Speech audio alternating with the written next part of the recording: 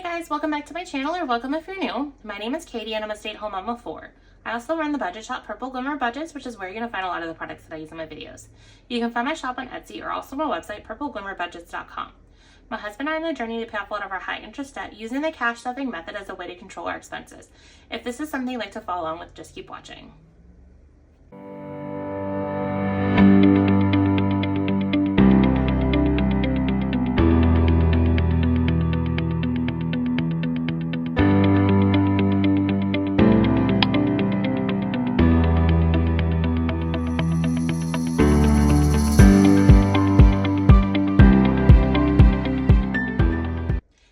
In today's video, I'm going to be unstuffing my weekly wallets for all of the spending that occurred this week. So let's go ahead and get into it. I'm going to go ahead and open up my iPad to my digital planner. That's what I'm still currently using right now.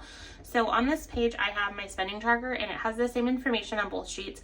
This is everything to the penny, and then I use this sign to round it up to the nearest dollar. So I'm going to go ahead and switch my iPad into portrait mode and zoom you guys in so you can see better, and so can I. I'm filming this much later in the day than normal, as you can see by the time on my iPad. My kids had a half day today, so they're all home. My dogs are upstairs. Everyone's home. So this is going to be interesting. So there may be some weird and awkward pauses if my dogs go crazy or if my kids go downstairs. I've asked them to stay off of our main floor, which is what's right above me, so I can get this filmed, because if they like walk at all, you can hear them through the ceiling. I also asked them if they could delay playing outside for a little bit because I can hear them through the window. So they're pretty good about respecting that, so I'm hoping that they do that. So let's go ahead and get through this. So this may end up being like a short video just because of time constraints, but on the plus side, I didn't really spend a ton of money. Yes, we did really bad in the category that we struggle with, which is eating out. It's not as bad as it's been in the past, but I'm okay with it, because if you look here, there's nothing in groceries, and that is because I didn't actually go grocery shopping at all this week. It was kind of a bit of a crazy week. My husband was out of town on a contract assignment in California for 3 days, so he wasn't home, and when I'm just all by myself with the kids, I don't really like to do a lot, so we were just kind of hunkered down in the house, not really doing much. So he's gone Monday, Tuesday, and Wednesday. So Monday night, it was just kind of a free-for-all with like leftovers, and then Tuesday night, we did pizza. The Papa John's was doing a fundraiser for the school, so the kids wanted me to get pizza. So I ordered that, and we got a really good deal on that. I'll talk about that later. And then Wednesday, I just made like chicken nugget sliders for them, so that was really good. So I was good about not like eating out.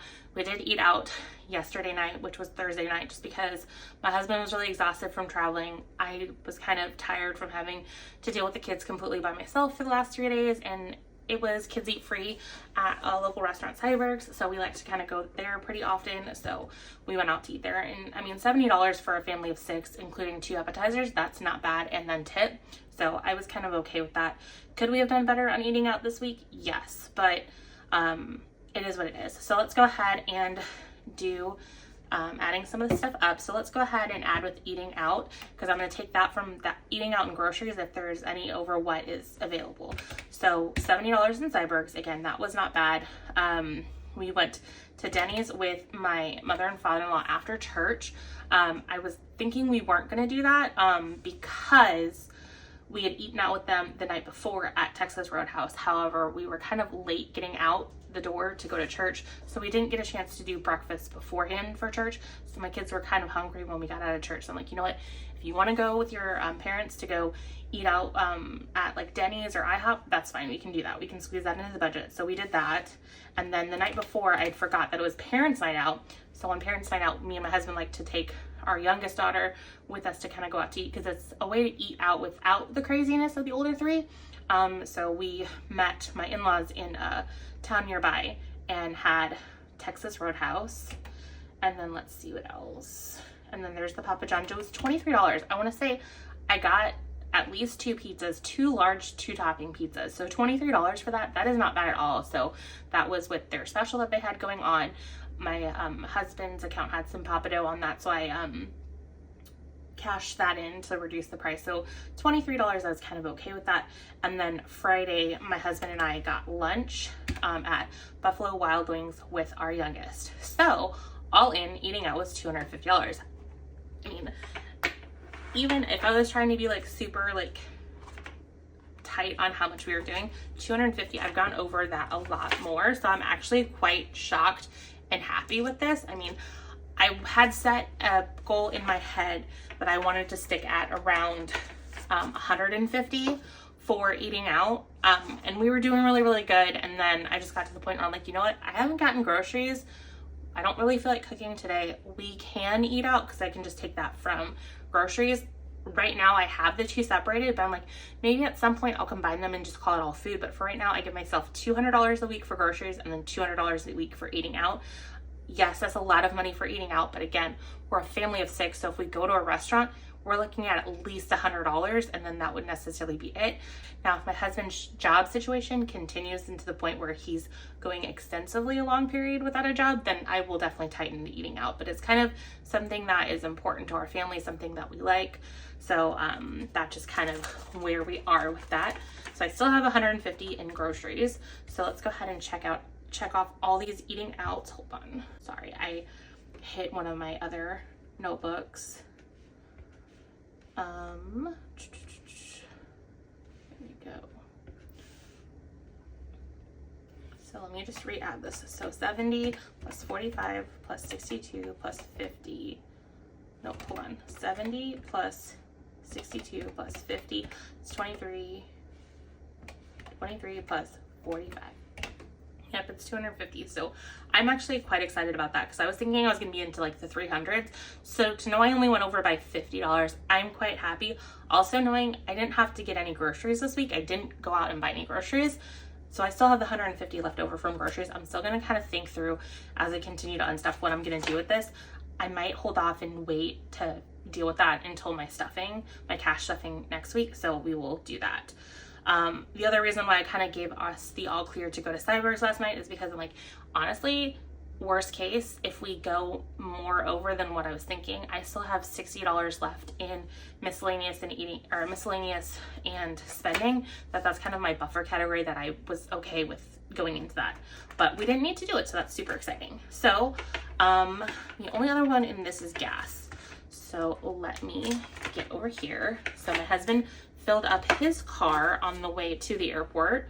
So 20, 40, 60, and then 70. So his car is now filled up, and that took $70. We do have very large tanks. We both have Expeditions. They're actually the same year Expedition. His is a platinum and mine is a limited. So there's very, very little differences. I think the major difference is his is green, mine is blue, and his has a DVD system and mine doesn't. And I'm very happy mine doesn't have the DVD system. I wish the green one didn't because our kids fight over it all the time. So in gas, we still have 20, 45, 6, 7, 8, 9. So 49. So I'll probably add like another 70 or so to kind of replenish what's there, but we will see. So I think that's everything in the purple wallet. So we'll put that back, and then let's add that or check that off. And then let's go into the pink wallet, which I think is where everything else is at. So personal care has 22 between those two items. I got hair dye, and then melatonin. I have those on subscribe and save through Amazon. I need to kind of look at all of our subscribe and saves and go through them and be like, okay, are they really needed or are they not needed? A lot of them are actually business expenses, so those I will probably keep, but for our household ones, I might be a little bit more scrutinizing of those. So 25.6 still left in personal care. Now my hair dye, I have to look. I'll see if I have a couple of boxes. If I do have 2 box stashes, then I'll probably skip next month. But I do like having that on a subscription, so that way when I decide, hey, my hair is looking a little rough, I need to dye it, that I just go ahead and dye it, because I dye my hair with box dye. It's purple, so when my roots start growing out and the hair color starts fading, that's when I'm like, it's probably time to dye your hair. So let's see, the next one is household. I think that's 16. So 12 plus 14 is 26, and I have a $100 placeholder here. So minus 100, so I need 74. I only have 2. So 20, 40, 60, and then 70. So I'm just gonna make a note that I need to put $4 back into household, and then we'll put this here. So now we have 70 in household. So let's mark those off. And then kids is 91. So let's see what we have here. So 91. So I'm going to put 110. So I'm going to put a $100 placeholder, and then we're going to put, nope, hold on. Yes. And then I'm going to take the 20. So 110 minus 90 is 20. Perfect. And then I will erase this. So I owe $3 back to household. And then I think that might be everything. Nope, I forgot pet care. Pet care still has 45. So let's see what we have here. So 100.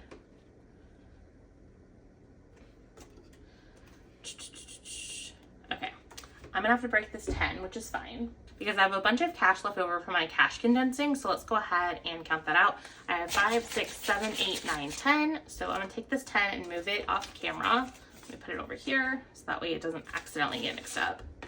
So we have $10 here. Okay, so let me regroup. I have 120, and I need 45. So I'm gonna put the 100 over here, and I'm gonna take 55 back, which that takes care of that.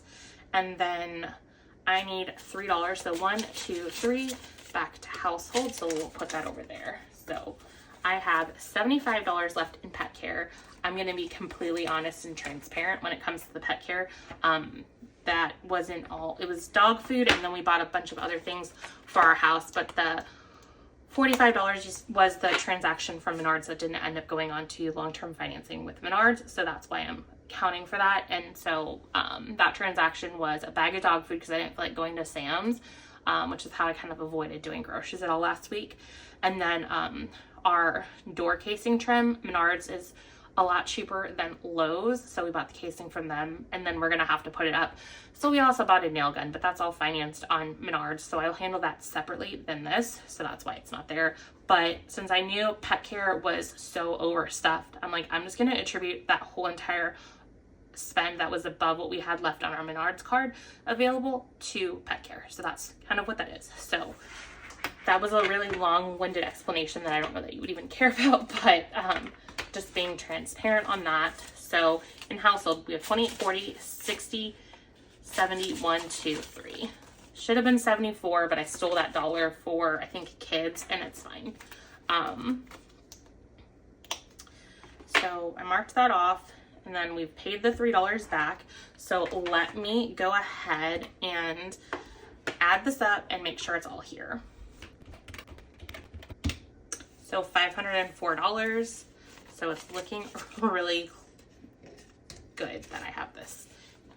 So we're gonna put the placeholders up here, and it's not gonna be really exciting how much is actually cash, but we have 100, 200, 300 in placeholders, 400, 55, 1, 2, 3, 4.